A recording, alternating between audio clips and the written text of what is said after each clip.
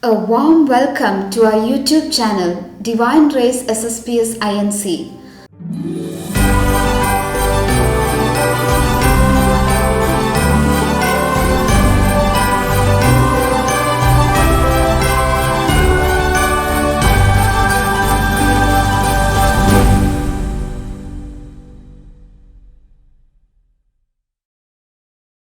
I'm Sister Jessie Paul SSPS.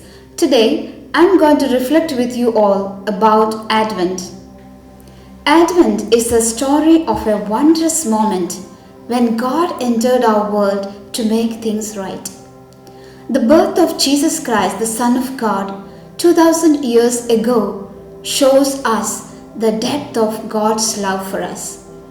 Jesus showed us that love by being born in poverty, by living and dying for us. Advent means coming. In Advent, we contemplate the first coming of Jesus as Savior and anticipate His promised second coming.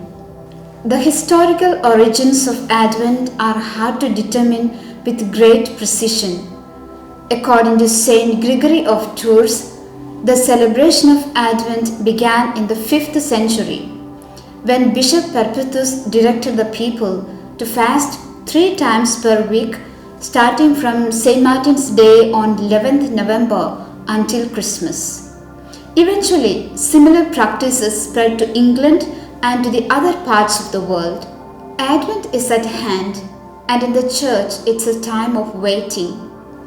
The Advent begins on 29th of November and it is the beginning of the liturgical year.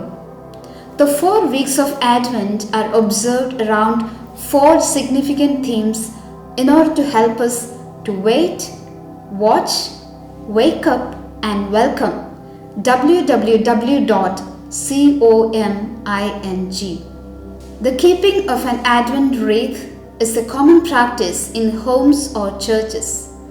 The concept of the Advent wreath originated among German Lutherans in the 16th century.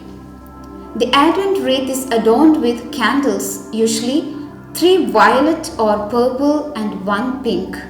The pink candle is being lit on the 3rd Sunday of Advent called Gaudete Sunday. This season invites us into deeper relationship with the Gospel stories, with Christ, with Mary His mother, with our families, friends, colleagues, neighbors, parish communities and human family as a whole. It's a period when we look inside, clear out, make room, get ready and warmly anticipate the arrival of our Lord and Savior. We welcome Him again into our homes and lives.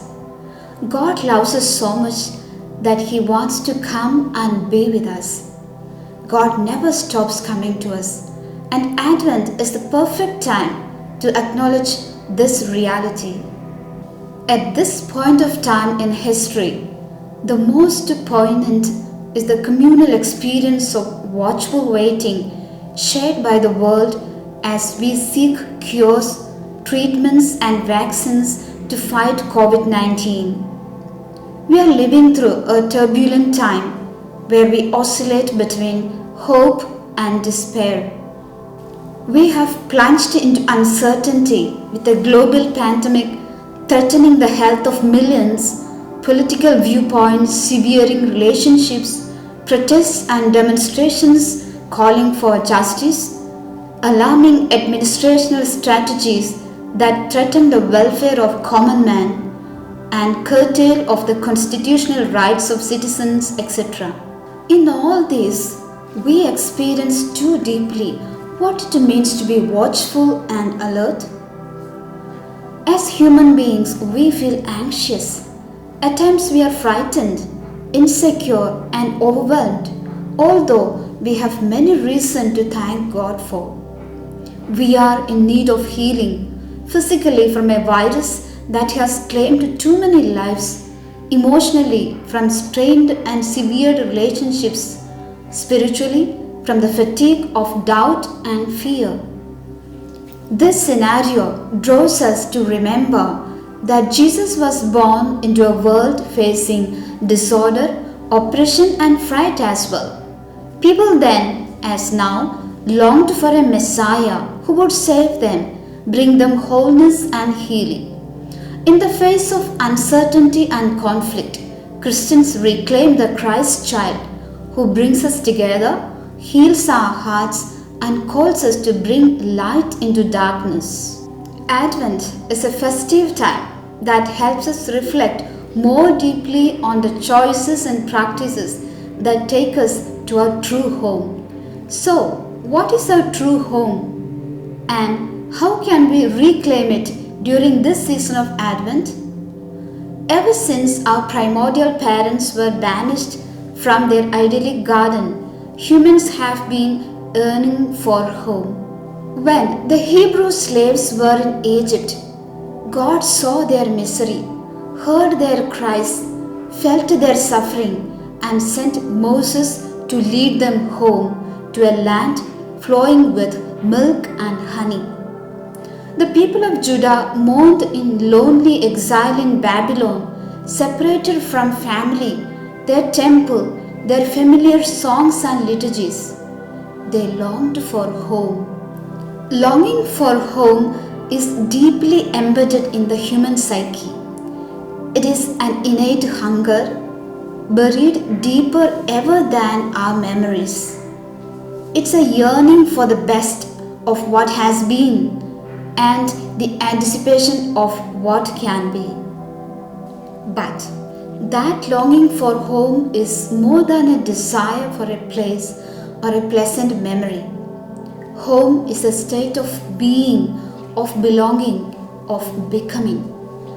The longing for home is the deep need to be anchored in a secure, restored past and pulled toward a transformed, fulfilled future.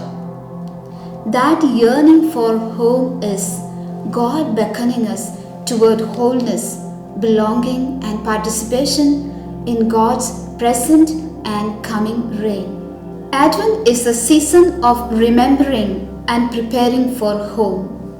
We remember God coming to those in exile, declaring through the prophet, "Do not fear, for I have redeemed you. I have called you by name. You are mine." At this trying time, we let this assurance ring in our hearts and minds.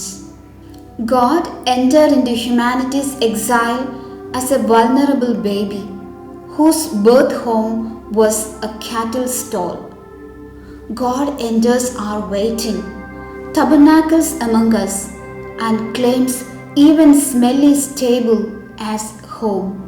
In Jesus Christ, God assures us that wherever we are home in the divine presence. While we wait, we enter the loneliness and exile of our neighbors with compassion, sensitivity, and solidarity. In fact, the four significant themes of hope, peace, love, and joy help us to find our true home. We hope that God will take what is broken in our world and fix it as we become His instruments. Peace of Jesus promises wholeness and healing. The theme love invites us to fully appreciate the fact that we are loved by God. The final theme, joy, is the deep and abiding sense of gratitude and jubilation as we celebrate God's gift to us. Joy is our response to the notion that God is acting decisively in our favor in this world, even when it doesn't look like.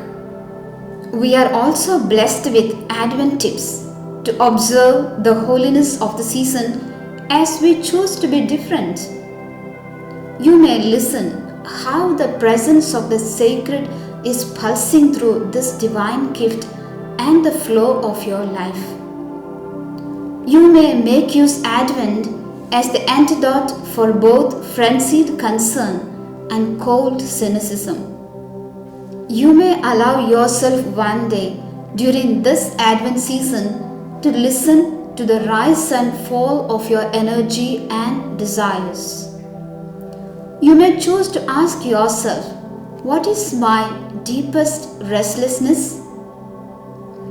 In noble task, you may choose to offer your gifts back in service to God and the world. You may challenge your achievements as well as failures in the light of God's realm of possibility, beauty, and wonder. You may enter into a spiritual fast, a fast of holy mindfulness in which we attend to our values and behaviors. You may return your life to hope because God has acted in the past and is active in the present, and certainly will act in the future to bring peace.